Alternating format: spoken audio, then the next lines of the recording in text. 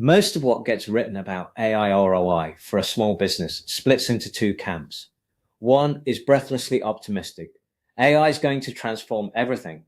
The other is quietly useless. Use ChatGPT for your social media captions and call it a strategy. Neither tells you whether AI can do something that matters for your business or what it will cost you to find out. So let's start somewhere more honest.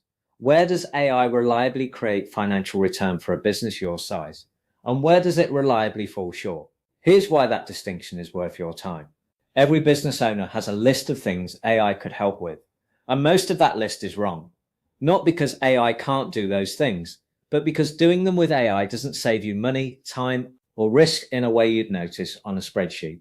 By the end of this, you'll have a working test, 4 categories where AI pays for itself, and 4 where it usually doesn't. Start with the 2 easiest to spot. First, repetitive text tasks at scale.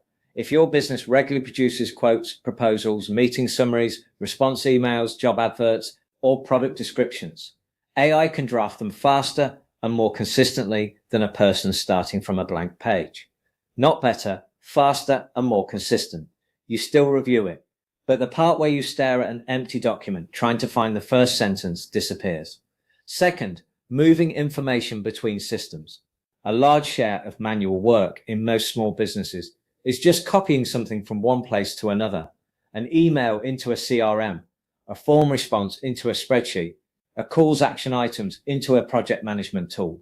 Automation has paid off here for decades.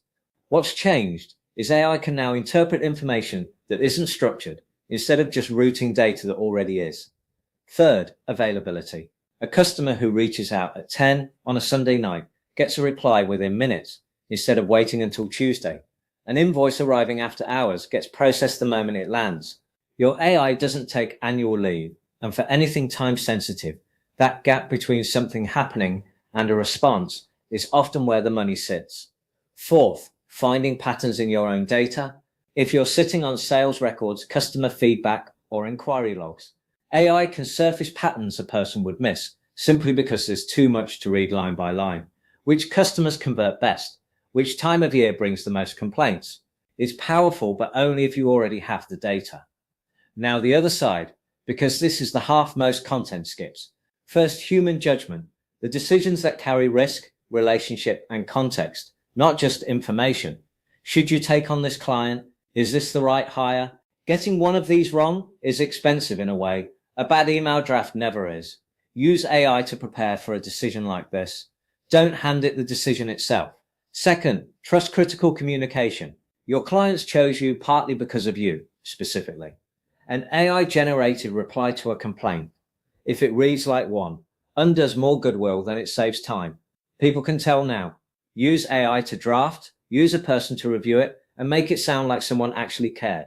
Third, broken processes. This matters more than people realize. Automating a process that's already inconsistent doesn't fix it.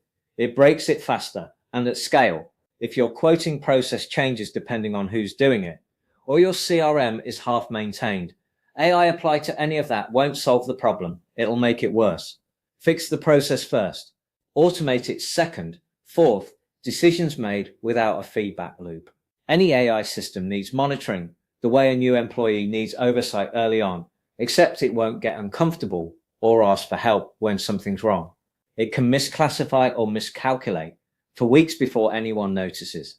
Anything you build needs a human checkpoint, where a mistake would be expensive, and a way to notice when something's gone wrong. So look at both sides of that line. 4 categories where AI creates real return.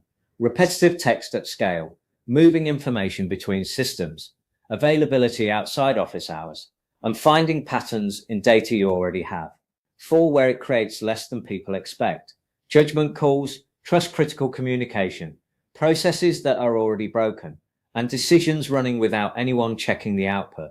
Almost every business has processes sitting on both sides of that line at once.